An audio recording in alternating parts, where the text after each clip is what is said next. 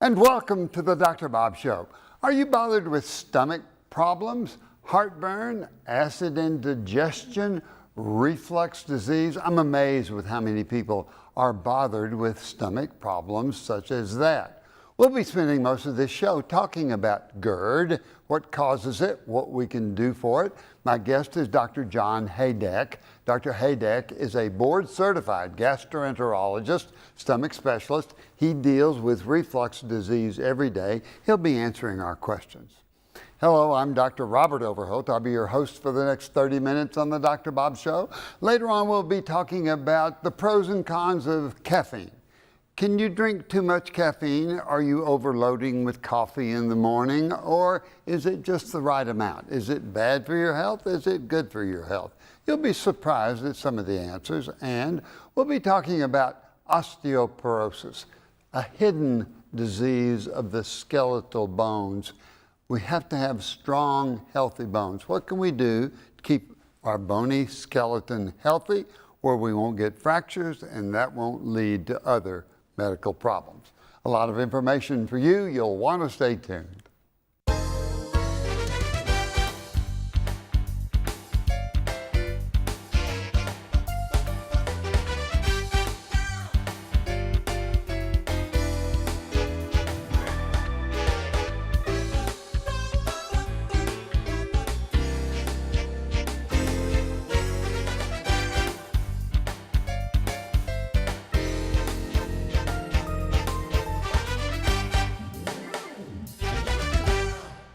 We're talking with Dr. John Haydek, board-certified gastroenterologist, stomach specialist, and we're going to be talking about heartburn, acid indigestion, what causes it, why do we get it, and what can we do about it. John, welcome to the Dr. Bob Show. Thanks for inviting me. Hey, tell me about reflux. What is reflux disease from a GI standpoint?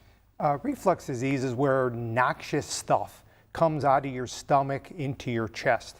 It doesn't always have to be acid, it can be bile, but it's usually noxious. Now that's a little different from regurgitation, where just food or other things come up that aren't really noxious.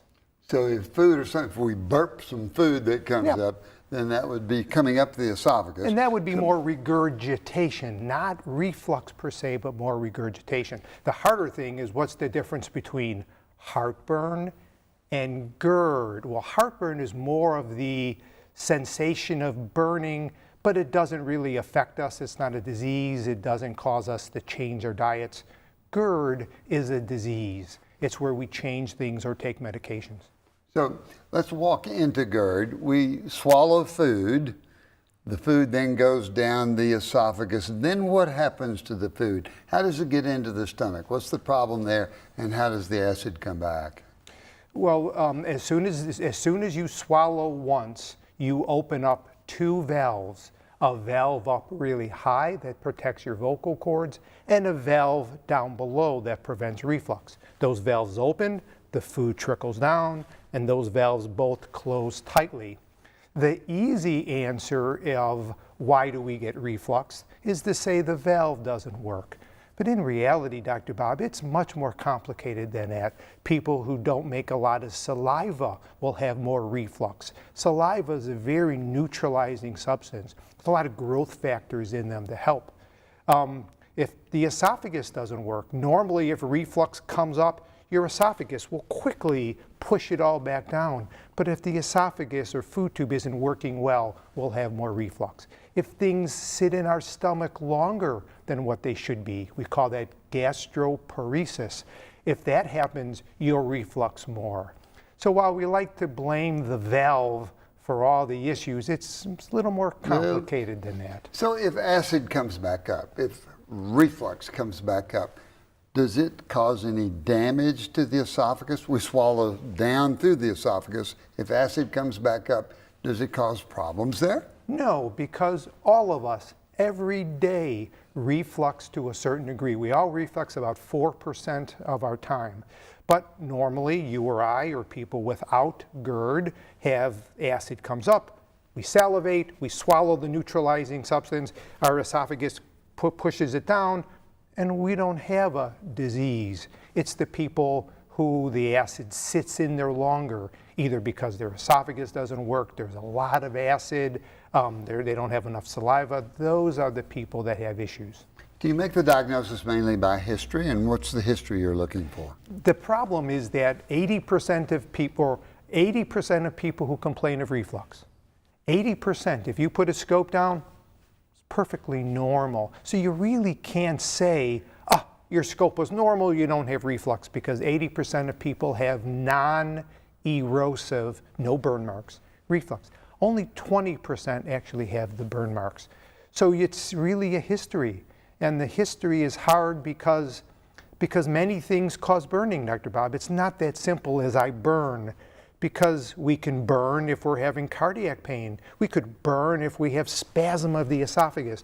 We could burn if we have an infection in our esophagus. So it's really a history of what makes it worse, what makes it better. Have you tried medications? It's that type of a history. What type of problems predispose somebody to have that reflux burning? Is it too tall, too squatty, too overweight? Well, certainly people who are overweight are the ones we think about most. And in our society, 40%, that weight just pushes on things. But again, it all goes into the physiology. People who have decreased saliva production, the rheumatologic diseases, scleroderma, rheumatoid arthritis, people whose esophagus doesn't work well, people with large hiatal hernias or diabetes where their stomach doesn't empty. All of those people have issues. But overall, 30% of our population in America has reflux, so it's pretty darn common. So if they've got reflux, and it's pretty common, why is it dangerous? What else can it do? What is it? Does it damage the esophagus? Does it damage the throat? Does it damage the lungs? What can it do? Over time, that chronic inflammatory inflame, heal will certainly lead to scar tissue, and peptic strictures can sometimes develop. Over a long period of time, that healing and inflammation may sometimes make your body change the skin at the bottom, called Barrett's esophagus, which is a precancerous thing. If it's really bad, it may irritate the vocal cords and can give strictures or nodules on your vocal cords, may even cause pneumonias or lung disease if it goes up that high. So it could be a real problem. Has to be dealt with. Yes. How do people know what keys do we have? What suspicion should a patient have? I think I've got reflux and I think it's causing my hoarseness, or it's causing food to stick, or it's causing me to have heartburn.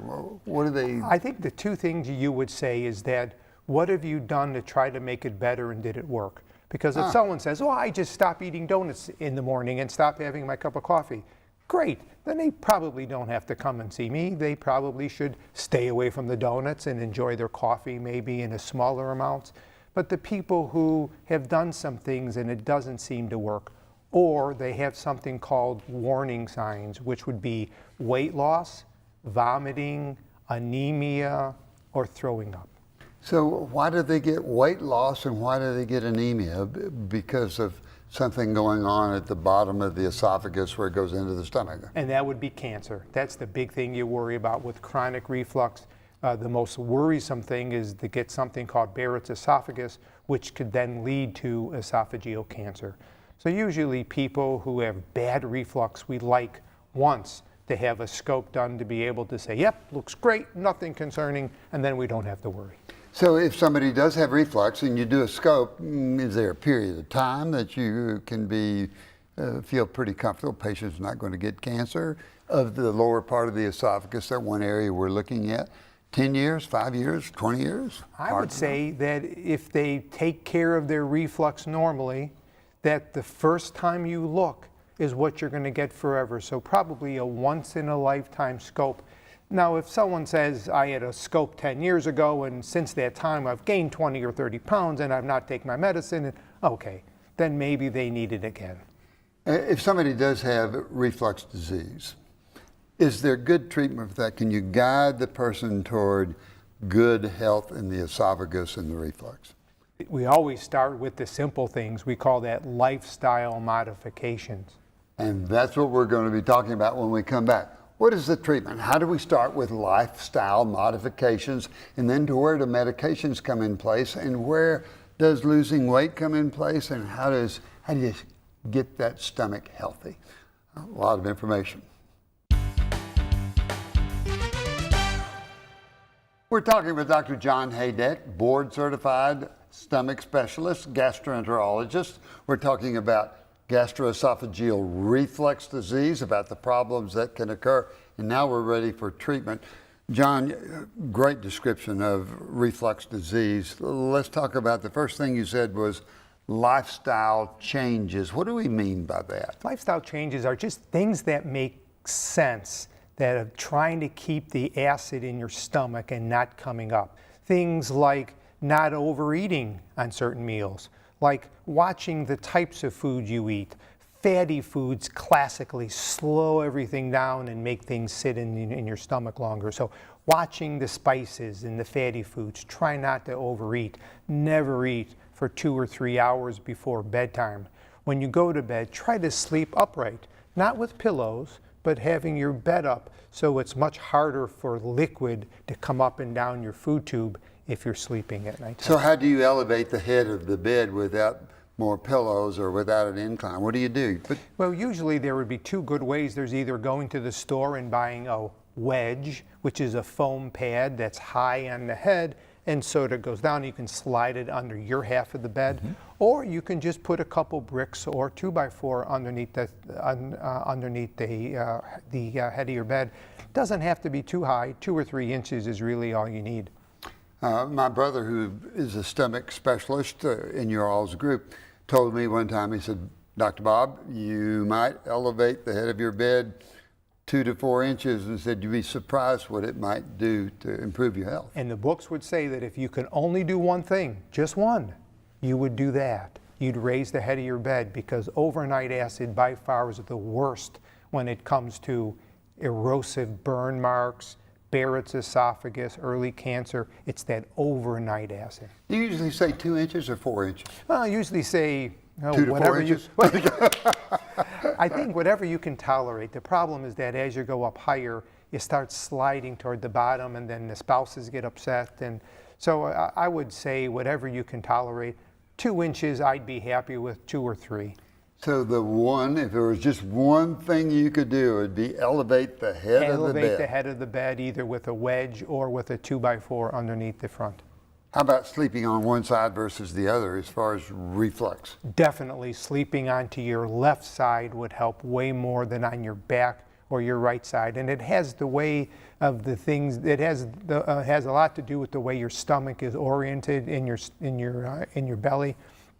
On the left side, the stomach is sort of hanging down, so all the fluid collects in there. But if you were to lay on your right side, all that fluid is just available to come up the esophagus. So there are lots of lifestyle now, but how about somebody's weight? I know if people are overweight, it puts more pressure on the inside of the stomach to push things up toward the mouth. That's exactly right. So losing weight is also a great way to help reduce reflux.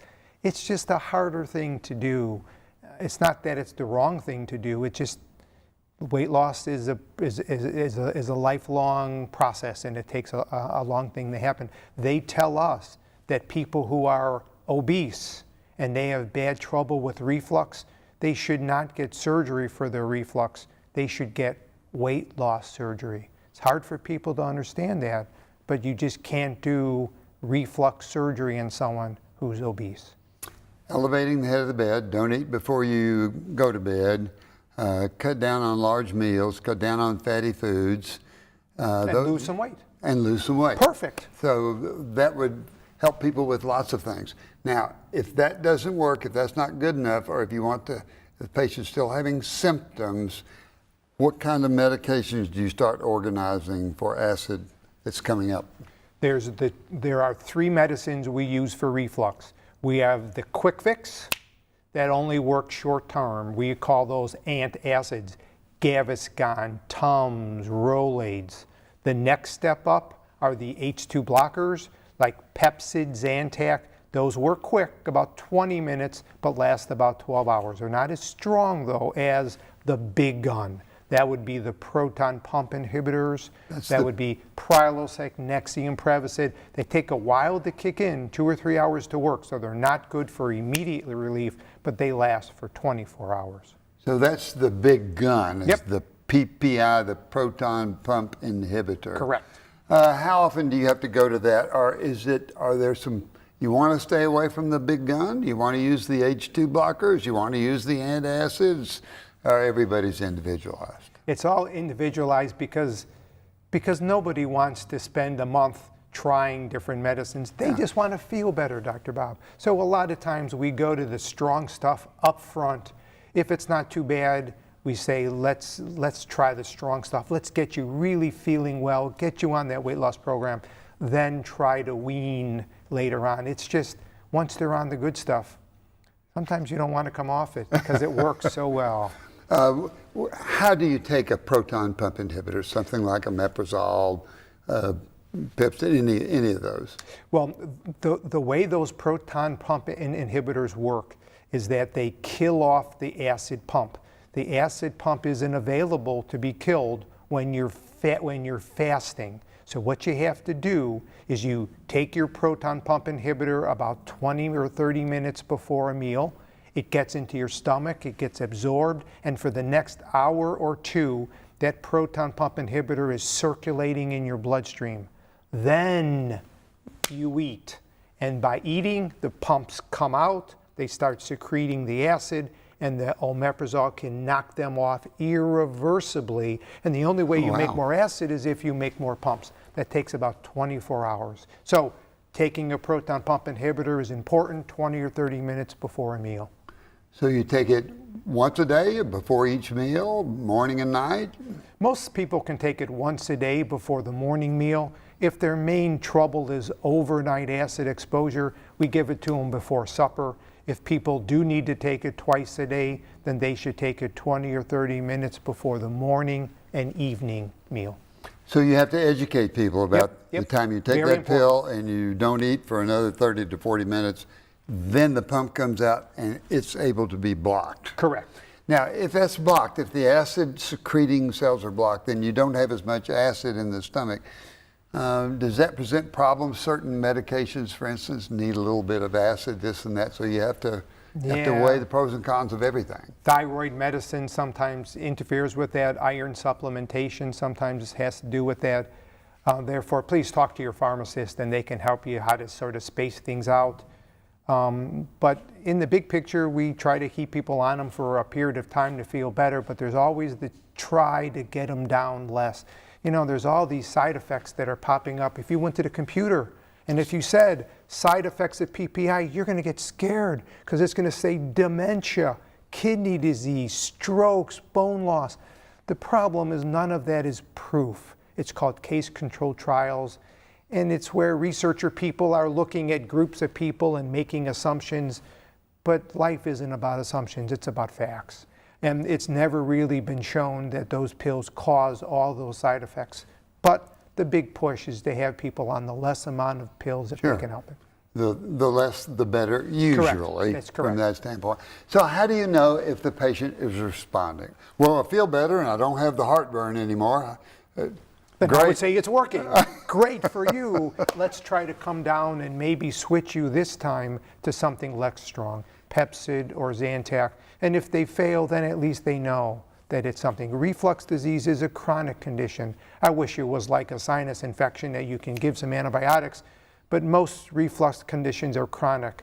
We don't cure thyroid, we don't cure hypertension, we don't cure high cholesterol. It's something you got to deal with routinely. So the evaluation and the treatment of reflux is very effective, it's very good, but you have to continue to have follow-up and understanding of what's going on with the disease. The harder thing is when you think it's acid reflux and you give them a stomach acid pill and guess what? They don't get better. That's the hard part that I think that's when you need help from a gastroenterologist or from your general doctor. Yeah, and I think that's a key issue. If something's not working, there's got to be a reason. Right. And you need to work that out with your doctor. Right. John Haydek, It was nice to see you, Dr. Bob. it's always great having you on the show. You have such good information for people and such a passion for helping people with stomach problems. Thank you. Thanks for being on the Dr. Bob Show. You're welcome. Great information. If you've got heartburn, acid indigestion, that gnawing sensation is not getting better, be sure and talk to your doctor about it. Get that fixed. There's good treatment, good medicine, and you'll do well with that. Now we're going to want to stay tuned. We're going to be talking about other medical problems, about caffeine, how much caffeine is too much caffeine, or is there a limit that you should be aware of? And also, how to keep the bones healthy and strong so we don't get fractures. A lot of information to go.